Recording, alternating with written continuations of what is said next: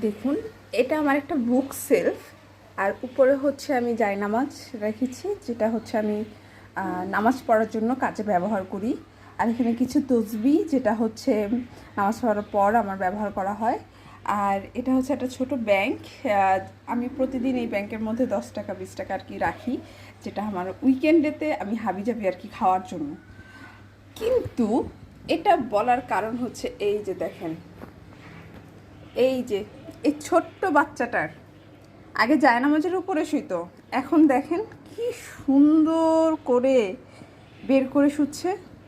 দেখছেন, এই ইনোসেন্ট বাচ্চাটা 2 দিনের জন্য আমার কাছ থেকে ছুটি নিয়ে চলে গেছিলো। আমি যে এই 2 দিন জানেন না কী রকম পাগলের মতো ওরে যে খুঁজছি, তখন বুঝতে পারছি যে প্রিয় জিনিসটা হারিয়ে গেলে কেমন লাগে।